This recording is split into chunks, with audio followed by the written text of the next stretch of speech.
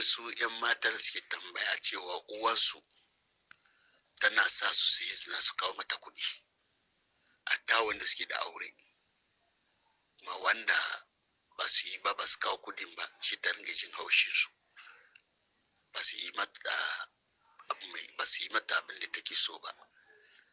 To wannan uwa muna roƙo Allah ya shirye ta, kuma ta jira, in ba ta yi tuba ba ta jira hushin Allah.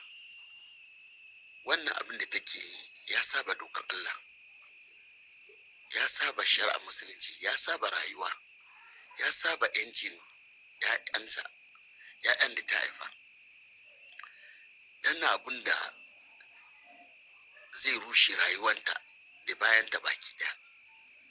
Me za ki samu ki sa ‘ya'yanki wanda suke da aure, ki sa su yi zina don su kawo maki kuɗi? Wannan kuɗin ba zai maki amfana nan duniya ba, ba zai maki amfana lahira ba. Rayuwanki kuma ba za ki samu farin ciki ba har sau ki bar duniya.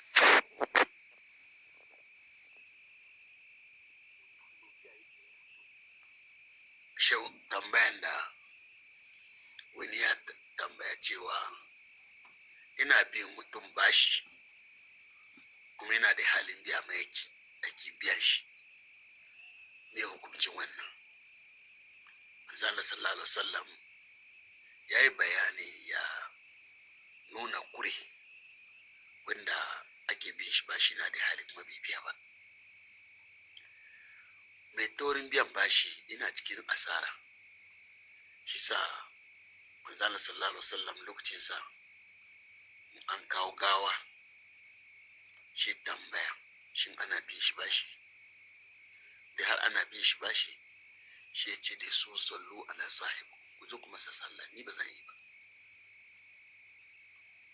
Har Allah ubangiji da ya zo ya bude masa, to Manzo Allah sallallahu alaihi wasallam baya ma gawa sallah, shi tabbatar an biya shi bashi, ko in yayi sallan za biya bashinsa. Bashi ikan sa mutum ya tafi lahira ga imani, ga sallah, ga azumi, ga hajji, amma za a hana shi shiga aljanna saboda wannan hakkin da ke tare da shi. Ya sa maki askanin su da aljanna har shi an biya bashinsa. Sauraka yan wa taurin kai a waje bashi makaranta shi hankali ba ne. Koyi kokari gan cewa ku'u ake bin ka, kai kokari ka biya kafin ka bar duniya. Allah ya samu dace. Ki tambaya da wani dan uwanmu ya yi cewa ya buge mutum da babur amma bai mutu take ba, sha kawai gari. Amma ya ji fatawa wasu malamai suna cewa tun da mutum bai mutu take nan ba zai kafara ba. To wanda ya yi wannan fatawa ya yi kure. Indai har buge wanda ka yi masa shi ya kai shi lahira, dole ka yi kafara maka biya jiya, saboda ka kai ni sababin sa shi wannan halin da ya samu kansa har Allah ya karbo amanansa. Saboda ka take nan ya mutu, ko a waye gari ya mutu, ko wannan cikin ciwon ne yake fama har yanzu ya mutu, kai ni sababi. Saboda ka kafara za ka yi, in kuma sun yafe maka jiya to shi kenan, amma dubiya shi ai saboda kisa ne na bisa kuskure. Allah ya samu dace. Shi dan wanmu da ya nema cewa a dan shirya da shi saboda wannan lahadi mai zuwa zai daura masa aure, a shirya da shi a bisa hakkin da yake wuyansa na kan matansa da zamantakewa na aure. Haka ake so, ba a shiga shanin aure garam, ko a gada a ce an gan iyaye suna aure shi sa kai maka aure ka koko da iyaye. Aure ibada ne. Aure da abin da ake aure na zamantakewa aure akwai lada a ciki, akwai kusanci ga Allah a ciki.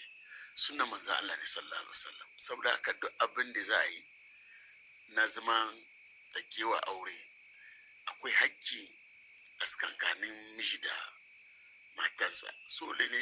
Dole ne a bincika a san yanda za a nemi ilimin da za a samu zaman lafiya. Farko dai ka san hakki matanka, ke namijin da zaka aure, matan da zaka aura an doko ta daga gida iyayenta suka haife ta, suka kula da lafiyanta, suka kula da iliminta har ta zo ta balaga, ta zama mutum, a doko ta a wanke ta a kawo maka har gida, a batta da kayanta da komai, ta canja gida ki ne layu malkiyama, ta tausaya mata.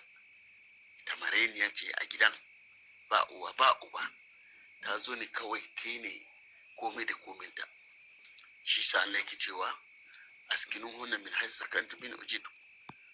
Farko dai a ba su wurin zama wajen da kuke zaune, a tufatar da su, a ciyar da su, a kula da lafiyarsu, a kula da iliminsu, a kula da amanansu, a rike amanansu, kuma a rike mutuncinsu. In su yi laifi karkar da ke su wanda za su ji ciwo. Wannan duka yana cikin iyali, da hankuri da su, kuma da kauna da soyayya da biya masu bukata na aure. Yanda kake so ka ji daɗi, ka sa ita mata ji wannan daɗi da kalma masu kyau. Ita kuma ta ji tsoron Allah, ta ma biyayya duk abin da ka sa ta bai saba Allah ba, bai saba jinin Allah ba, ta maka biyayya, ta ma biyayya abin da ka sa ta yi. Musamman abubuwan da ya dace na taimaka zamantakewa aure, gyare gida, kula da tarbiyyar yara, tsaftan gida, biya bukatansa koyaushe ya nema, tsaftar gangan jiki, kama harshe da zage-zage da ci mutunci, rashin albazaranci, rashin girman kai, wulakanta shi, ki saurare shi yadda yake bukatan ki, duk waɗannan ba daidai ba ne. Allah ya samu dace. Shi wanda take tambaya cewa ta gama alwala, ta kan ji kamar wani abu ya fita gaban ta farginta, ta duba kuma ba komai, ta daina wani waswasin, tunda ta yi su daya su biyu ta gan cewa wani abu ya fita kuma ta duba ba ta gani ba, to ta gina shi akan yakini, ta daina kwankwanto, amma saucin da take ji a gabanta ba na tusa ba ne, na farginta, wannan baya kare alwala, saboda iska ne ko dai wani abu ne da yake fita yake ake sauci, shi baya kare alwala, ba shi da alaka da kare alwala. Allah ya samu dace. Shi wanda ta tambaya cewa ta yi sha maganin sare iyali ko allura, yanzu ginin ya rikice, da ginin baya zuwa mata amma yanzu yana zuwa mata koyaushe. Wannan ginin da yake zo maki, baciccin gini na ana kira istihaba, a je asibiti a nemo maganin da za a sha idan aka tada wannan ginin.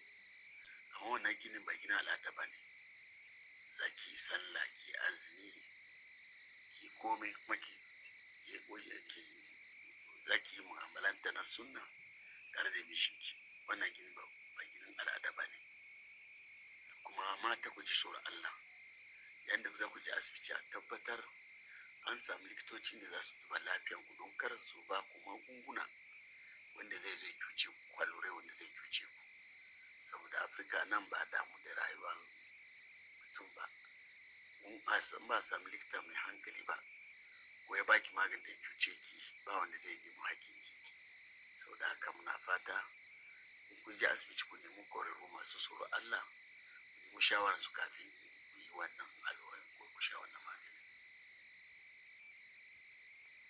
Shi wanda ta tambaya cewa mijin ya sake ta ɗaya sau biyu, sannan kuma ba ta gama idda, mijin bai aure ta ba. Shin ta je ta aure, shi ta an sake ta, ta zo wajen mijinta aure na biyu, ta zo wajen mijinta, shin wannan saki biyu ne da miji ya sake ta, shin za a kirga ta, za a kirga waɗannan saki biyun da an yi shi kafin ta je ta aure wani mutum?